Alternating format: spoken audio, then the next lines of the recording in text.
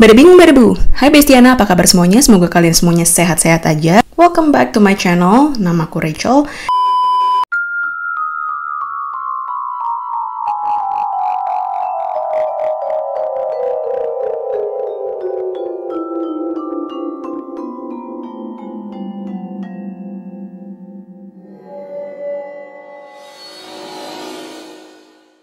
Dan hari ini kita akan ngomongin sesuatu yang agak berbeda dari biasanya. Hari ini aku lagi mood pengen cerita yang serem-serem. Dan kebetulan juga beberapa dari kalian ada yang kayak, Kak, cerita yang horor dong, kangen nih cerita horor. Ya oke, your wish is my command.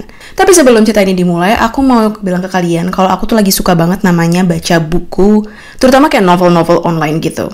Nah, salah satu aplikasi yang pengen aku rekomendasiin ke kalian nih adalah namanya iNovel. Jadi iNovel ini tuh banyak banget, ada ratusan bahkan ribuan cerita-cerita.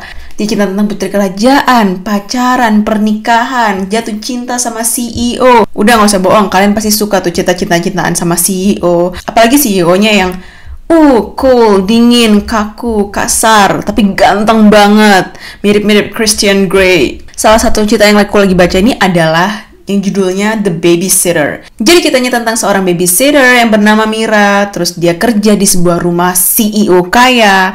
Terus ya seperti yang kita tahu adalah benih-benih cinta di antara mereka. Tapi ini ceritanya tuh spicy banget ya. Jadi ini bukan cuma kayak cinta-cintaan kayak di novel, ini super spicy. Dan kalau kalian mau kalian lagi pengen kayak kurang panas nih suasana, baca aja. Malam-malam kalian baca kayak gini, nagih, sumpah. Kan gak bakal cuma baca satu chapter doang, pasti 2, 3, 4. Ini nagih banget, aku sampai gak tidur gitu loh. Terus juga yang aku lagi baca yang kedua adalah tentang pernikahan anak SMA. Sebenarnya cerita yang ini juga seru banget sih, kayak romantis gitu. Cuma aku personal ya, aku lebih suka yang Be The Babysitter ini. Dan selain The Babysitter, aku juga baca Penjara Hati Sang CEO. Oke, gue tahu pasti lo pada mau ketawain judulnya. Tapi coba deh, baca aja dulu, satu chapter dulu. Kalau sampai nggak nagih, gue doain semua punya jodoh CEO deh. Sumpah, ini tuh tentang seorang cewek yang bernama Alea. Dimana si Alea ini tuh terjebak dalam kayak pernikahan kontrak gitu sama seorang CEO yang bernama Seno. Aleanya tadi nggak mau, terus dia nggak punya perasaan apa-apa sama Seno. Tapi lama-lama mereka juga saling suka, saling membuka perasaan, saling menginginkan satu sama lain. Ini yang cita-cita kayak gini nih yang nggak bisa tidur semalaman ini. Apalagi ini kan gampang banget diakses ya, karena ini kan dari aplikasi. Kalian tinggal buka HP, buka tablet, terus kalian tinggal download. Udah gitu tinggal buka aja aplikasinya, baca deh. Di situ mereka punya banyak banget kategori, ada bestsellers, ada pilihan pembaca, ada top rated. Bahkan mereka punya kayak relate sama kita gitu ya. Nggak tahu ya, mungkin ini algoritma ya. Mungkin dari SMS, dari chat kita, mungkin sama pacar, sama crush. Mungkin dari situ mereka kayak meneliti, dia lagi deket sama orang, dicariin lah novel-novel yang kira-kira cocok dengan kondisi kalian. Terus juga ada kategori-kategori lainnya yang pastinya isinya nggak kalah spicy dan menariknya. Dan nilai plusnya lagi ya, e-novel ini tuh dia fokusnya sama cerita-cerita Indonesia yang mana juga karangan anak-anak Indonesia. Jadi kalian udah nggak perlu lagi repot-repot namanya translate. Ini artinya apa? Karena mungkin bahasa Inggris. Enggak. Ini bahasa Indonesia semua. Dan cerita fiksi ini tuh nggak yang bikin cringe gitu loh. Kadang kan kalau kita baca cerita fiksi karangan luar negeri itu kan kayak, masih sweet. Tapi kalau udah ditranslate ke Indonesia kan, kok cringe. Enggak, ini nggak cringe. Yang bikin aku kaget adalah ternyata aplikasi e-novel ini tuh baru banget ya. Bener-bener kayak baru April 2020 kemarin. Pas awal kita pandemic kemarin tuh, dia baru dibuat. Jadi itu kayak memang buat menghibur kita selama pandemic. Dan ini baru 1,5 tahun udah jadi aplikasi bacaan nomor 1 di Indonesia. Gila. Berarti kan kalian bisa mikir, wah kualitasnya pasti bagus nih bacaan-bacaannya. Nggak cuma pilihan novel itu super banyak dan pilihan-pilihan ceritanya juga super menarik. Tapi novel ini juga mikirin gimana pembacanya. Jadi mereka tuh mendesain fontnya, mendesain aplikasinya sendiri tuh yang enak dilihat di mata, jadi nggak sakit, nggak yang bikin kita kayak, ini kok susah banget dibacanya ya fontnya ya, ini huruf G atau huruf J sih, ini huruf I atau huruf Z sih. Selain itu juga kalian bisa ninggalin komentar di setiap bacaan yang kalian mau. Ternyata peran utamanya tuh nyebelin, kalian tuh bisa komen gitu loh. Sebenarnya kolom komentar ini berguna banget ya, apalagi kalau kalian takut banget kalau cerita yang kalian baca tuh bakalan zonk. Jadi kalian bisa lihat dari komentarnya, kalau reviewnya bagus, kalian bisa lanjut. Dan memang sistemnya dia tuh pakai koin gitu setelah beberapa chapter. Tapi jangan khawatir karena mereka tuh punya kayak bagian top up-nya ini. Kalian bisa top up pakai uang kalian sendiri. Atau kalian bisa cuma login aja, cuma masuk aja ke aplikasi dan dia akan ngasih koin secara gratis. Selain itu juga kalian bisa dapat bonus kalau misalnya kalian menjalankan misi yang super mudah. Selain itu kalau misalnya kalian pengen jadi penulis juga bisa. Kalian tinggal pencet aja nih to be a writer, abis itu kalian tinggal daftar gimana caranya jadi penulis untuk aplikasi ini. Enak kan, bisa dapat bayaran juga kan, lumayan. Makanya sekarang giliran kalian untuk download iNovel dan sama-sama kita bisa baca cerita-cerita yang spicy. Oke, jadi hari ini aku pengen cerita tentang cerita horor yang kebetulan aku dapatnya tuh dari Twitter. Jadi waktu itu aku juga udah nanya sih sama si authornya, sama yang penulisnya tuh, boleh nggak aku pakai buat cerita di bahan YouTube aku? Dan dia bilang udah boleh ya. Jadi ini dari thread Twitter dari username Yesayang Sehun. Ini pasti suka sama BTS nih ya. Karena setahu aku Sehun BTS bukan sih? Dia tuh cerita kalau dia encounter sesuatu waktu dia mau mandi. Dan kita nih bakalan ngomongin tentang setan-setanan ya. Dan kalian tuh perlu tahu, menurut aku ya, kasta setan di dalam kamar mandi itu adalah kasta setan tertinggi menurut aku ya. Kayak setan di kamar mandi, habis itu setan di kuburan, lalu setan-setan yang lainnya. Karena I don't know, mungkin environment-nya kayak di kamar mandi itu kan lembab, terus habis itu gelap. Bukan gelap ya, lebih kayak remang-remang. Pasti bagian kamar mandi kalian tuh akan lebih remang-remang dibandingkan ruangan-ruangan lain di rumah kalian. Lebih banyak udara bersih, lebih terang, dan di kamar mandi kan gak akan seterang kamu di kamar gitu ya.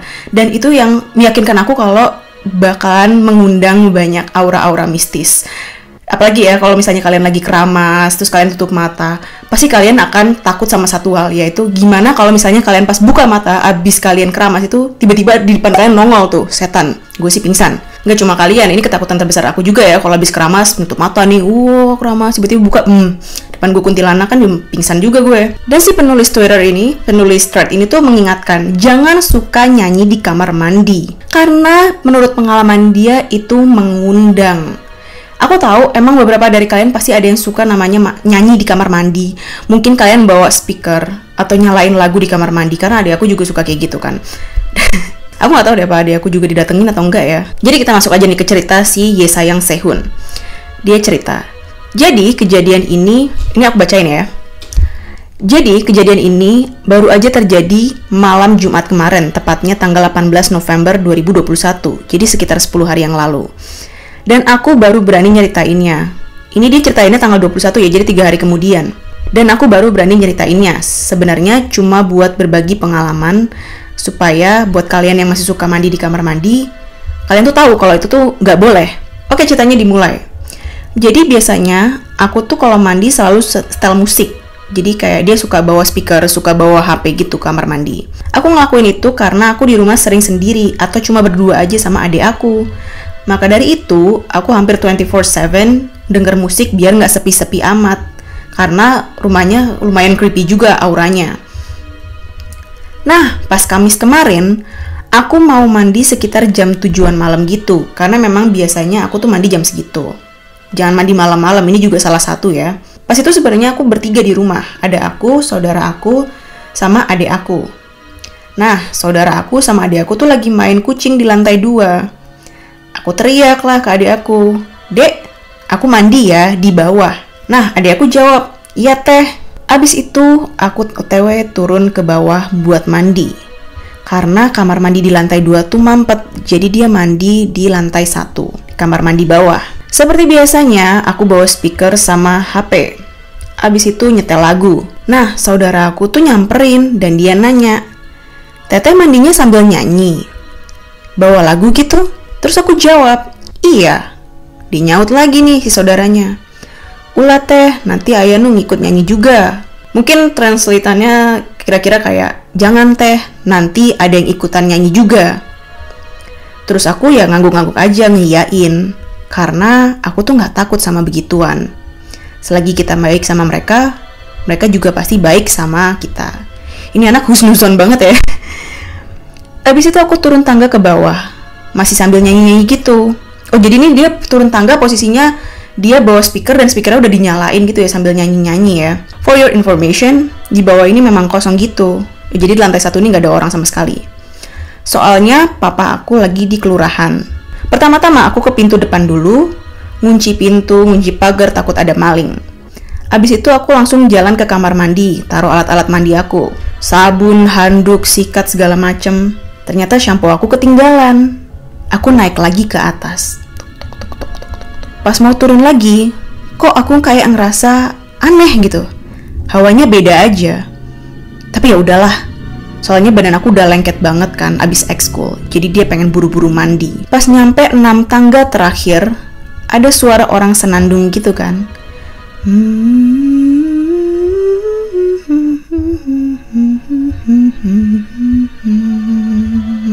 Nah, aku mikir tuh siapa? Aku matiin dong lagunya. Nah, posisi kamar mandi bawah itu kan di bawah tangga persis. Dan suara senandung itu kedengarannya samar-samar. Kamar mandi gue di lantai 1 juga di bawah tangga, Pak. Mohon maaf, aduh kenapa ceritanya kayak begini. Awalnya aku pikir tuh adik aku. Tapi aku pikir lagi, adik aku kan di atas lagi main sama kucing. Aku mikir, kayaknya perasaan aku aja kali ya. Aku bodoh amat. Terus pas aku udah di lantai 1, udah selesai turun dari tangga, janggal. Aku tetap jalan. Pas sampai depan kamar mandi, aku tiba-tiba kok rasanya gemeteran parah, tremor, deg-degan. Aku buka kamar mandinya, dan ada cewek rambut panjang sepinggang lagi nyanyiin senandung.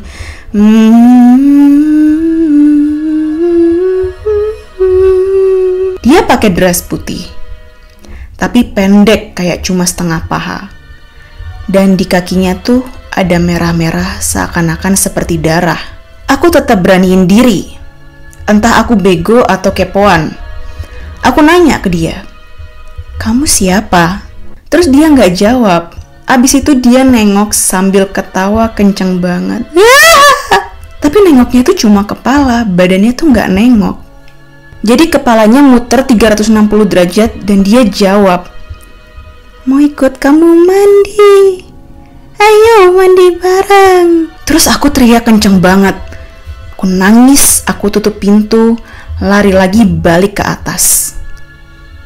Sampai adik aku tuh nanya, "Teteh kenapa bikin kaget aja?" Terus aku nunjuk, kamar mandi bawah, kamar mandi bawah. Adik aku bingung. Saudara aku langsung jawab, "Makanya teh, lamun hayang mandi, ulah denger musik atuh." Kira-kira translatannya, makanya kalau mandi nggak usah dengerin musik. Aku langsung nangis. Terus si cewek itu tiba-tiba bisikin, tapi nggak ada orangnya, kayak cuma di telinga. Nggak jadi mandi ya? Ya udah besok aja deh. Abis itu dia ketawa kenceng banget, sampai adik sama saudara aku denger. Kita bertiga langsung masuk kamar, kunci pintu. Aku langsung telepon papa sambil nangis gemeteran. Abis itu papa aku pulang dari kelurahan sama bapak-bapak gitu. Aku ceritakan. Terus kata bapak-bapaknya, "Dia seneng sama kamu. Soalnya kamu kalau mandi suka nyanyi. Dia jadi ngerasa diajak main, kayak diajak temenan gitu." Sumpah, abis itu aku langsung lemes banget. Bahkan sampai sekarang aku belum mandi. Jadi si penulis thread ini tuh sampai per tanggal 21 November, jadi 3 hari setelah kejadian itu dia belum mandi ya. Karena dia saking takutnya. Ini pertama kalinya aku ngalamin kejadian kayak gitu. Karena sebelumnya mereka kayak paling cuma lewat atau cuma ngasih isyarat kalau mereka ada, nggak sampai kayak gini. So, buat kalian yang masih nyanyi di kamar mandi, tolong berhenti, kalau bisa jangan lagi. Karena mereka itu merasa seneng kalau kalian nyanyi, kayak seakan-akan kalian ngajak main, kayak buat temenan gitu. Jadi sekian dari thread ini, thank you. Astaga, dikasih dong fotonya. Ini berani banget ya, dia masih kayak nanya, "Kamu siapa? Kamu mau apa?" Dan dia ngelihat bener-bener kayak hantunya tuh kayak.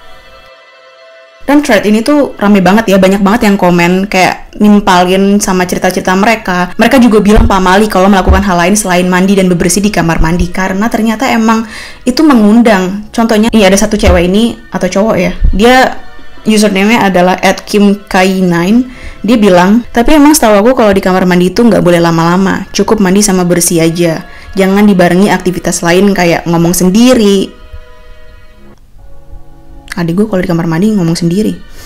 nyanyi, ngelama-lamain, nangis, atau sebagainya. Mengingat kamar mandi itu memang tempatnya mereka kumpul atau tinggal. Dan yang aku tahu, mereka bisa suka sama kita yang suka melakukan aktivitas lain selain mandi dan bebersih. Sama kalau kita masuk ke kamar mandi, jangan lupa baca doa menurut kepercayaan masing-masing. Ini kenapa yang bayar listrik orang tua gue, yang bayar air orang tua gue, kenapa mereka yang tinggal di situ gitu ya. Tapi sebenarnya aku juga pernah ada kayak, aku nggak tahu apakah ini horor atau kayak mungkin aku cuma ngerasa aneh aja ya. Jadi waktu itu aku inget banget, aku tuh masih SMA. Jadi kamar mandi aku tuh dulu posisinya adalah yang kalian tau gak sih yang pintu yang bulat gitu. Dan kalau misalnya kalian mau kunci tuh kalian ada tombolnya di tengah-tengah yang kalian ceklekin dulu baru pintu kamar mandi kalian tuh kayak kekunci. Nah dulu tuh kamar mandi aku tuh kayak gitu. Dan kuncinya tuh sering banget ngejam. Jadi kadang-kadang aku ngerasanya kayak aku nggak ngunci kamar mandi, pas aku tutup kamar mandi nggak bisa dibuka lagi karena ternyata kekunci dari dalam. Itu sering banget terjadi.